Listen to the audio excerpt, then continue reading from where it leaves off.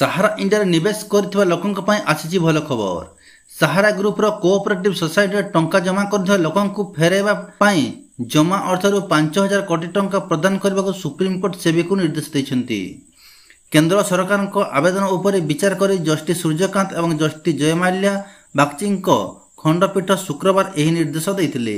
ସାହାରା chit fund ଖାତାରେ ଥିବା ରାଶିରୁ ଜମାକାରୀଙ୍କୁ ପୈଠ କରିବା ପାଇଁ ଟଙ୍କା ପ୍ରଦାନ ଲାଗି ଅନୁରୋଧ କରାଯାଇଥିଲା।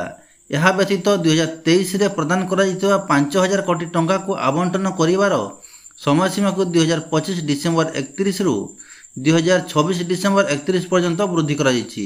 ସୁପ୍ରିମକୋର୍ଟ କହିଥିଲେ ଯେ 2023 ମାର୍ଚ୍ଚ 29ରେ ପାରିତ ନିର୍ଦ୍ଦେଶ ଆଧାରରେ କେନ୍ଦ୍ର ଏହି ଅନୁରୋଧକୁ ସ୍ୱୀକାର କରାଯାଇଛି।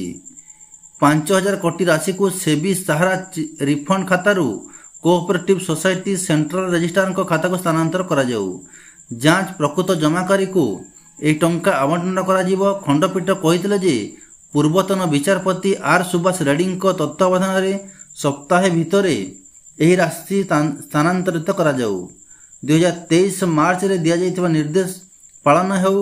ପିନାକ ପି ମହାନ୍ତିଙ୍କ ଜନସ୍ୱାର୍ଥ ମାମଲାକୁ ନେଇ କେନ୍ଦ୍ର ପକ୍ଷରୁ ଏହି ଆବେଦନ ଦାୟର କରାଯାଇଥିଲା। ଏହି ଆବେଦନରେ ବିଭିନ୍ନ ଚିଟଫଣ୍ଡ କମ୍ପାନୀ ଏବଂ ସାହାରା କ୍ରେଡିଟ୍ ଫାର୍ମ ନିବେଶ କରିଥିବା ନିବେଶକଙ୍କୁ ଟଙ୍କା ଫେରାଇବା ପାଇଁ ନିବେଦନ କରାଯାଇଥିଲା।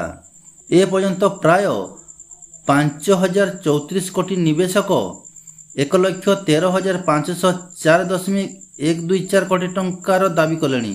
ଏଥିରୁ 26,25,090 ଜଣ ପ୍ରକୃତ ଜମାକାରୀକୁ 5,053.01 ଟଙ୍କା ଫେରାଗଲାଣି।